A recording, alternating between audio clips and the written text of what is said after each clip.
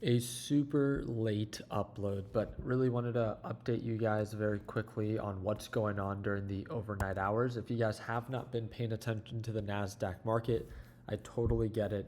But as you see, once markets close in the green. Today also making new all-time highs. By the time we entered the overnight hours, all of a sudden, markets began to sell off. As of right now, they are down 0.87%, so still less than 1%. Again, we won't be surprised if markets just happen to recover tomorrow if Trump sends out a tweet, but I just wanted to share the news that is currently during overnight hours driving prices lower. The first thing that you should understand is that the Nvidia news. For those that have not seen, chip export controls not discussed at US-China meeting is what Greer is telling Bloomberg. Well, what do we mean by that, right? I thought Jensen being there, right, the CEO of Nvidia, I thought the whole point of that was for him to really kind of like break the ice with China and see if there is any, way that they can tap into that market. So according to this, it says US and China did not hold in-depth talks on Washington's strict chip export controls against China. U.S. Trade Representative Jamieson Greer told Bloomberg this was not a major topic of discussion at the bilateral meeting.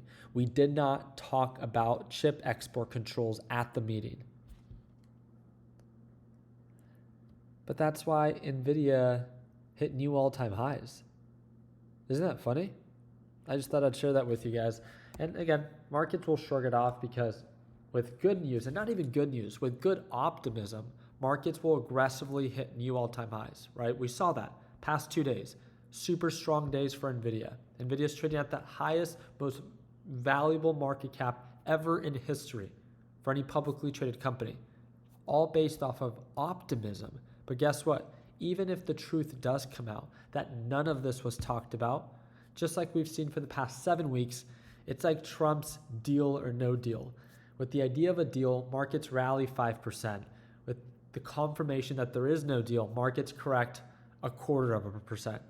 And then the cycle continues, right? Markets continue to push higher.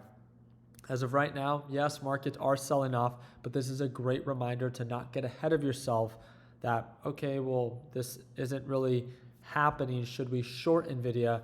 Sentiment, in my opinion, is still too strong for semis. I hope markets begin to pull back. But hope is not something that you want to depend on in a market full of greed. And again, this is coming from someone that is always willing to short the market if direction and sentiment support it. It's just been a little bit challenging lately. The last thing that I wanted to quickly share with you is I think some of you that are really paying attention to the market will care about this. For those that really don't care or don't pay enough attention, then it won't really matter. The U.S. 10-year Treasury is back above 4.5%. So if you're trying to take out a mortgage right now, ask your lender or your real estate friend. This is something that Trump will care about because it's the rate in which the U.S. government borrows money against, right? So the higher the rate this is, or the higher this rate is, the more interest that the U.S. government pays on the money they borrow. It's all going up. This is not a good sign. To have the 10-year Treasury at 4.5%, to have the 30-year Treasury at over 5%. And this is happening not just in the U.S., but even in Japan. Think about it. We have bond yields going up. That means that there's uncertainty in the ability or the risk of the U.S. paying back its debt to some degree, right? Bond yields go up when investors want more because maybe there's a little bit more risk. Well, why would there be more risk now than before? Could it be our deficit at 39 trillion? Oh, no. What about the inflation reports that came out this week that markets ignored? We have PPI report, the producer price index report, at the highest level for core PPI since 2022. Remember that 40-year high inflation?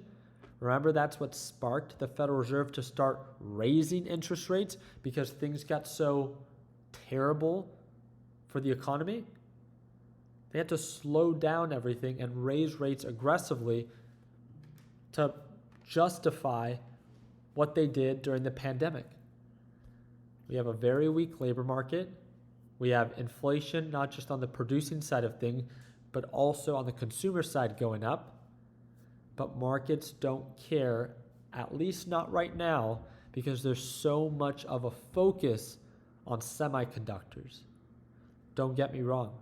There is a lot of future. There is a lot of opportunity in semiconductors. But please just do not forget on the back end what's going on. Inflation is going up. Labor market is incredibly weak. And the likelihood of the Federal Reserve to cut interest rates is not very likely when interest rates or inflation continues to rise, because cutting rates is inflationary. Normally, the stock market pushing up or the stock market selling off, normally the administration doesn't normally care because it doesn't really impact the maybe average American. When it comes down to the bond yields, I can reassure you, this is the time that Trump cares most. This is where you would often see too late Jerome Powell tweets on Truth Social from Trump, calling out Jerome Powell and begging Jerome Powell and the Federal Reserve to cut interest rates. Because again, this directly hurts the pockets of the US government, because that means that if these bond yields are going up, they pay a higher rate. And that's what hurts them the most, because no one wants to pay a higher interest rate. So again, it's going to be very interesting to see. And while we're talking, NASDAQ market is still dropping. Fingers crossed. I hope markets continue to drop. I would love more deals to present themselves, but we'll talk a little bit more about this in tomorrow's live trading session. Just thought that some of you guys would like to know what's going on, but also what we can do to prepare. Remember, what goes up when markets go down? There's SQQQ, there's SPXS, which are inverse-based ETFs. But remember, so much of this is happening overnight that by the time the markets open, could they just begin to recover? Possibly. So again, we'll talk about this a little bit more during our live trading session. I hope to see you there. If you guys ever want to tune on in, we trade live every morning right at market open, and it's the second link in the description down below. Appreciate your time like always. Let's make sure that we end the year on a green note. Take care, team.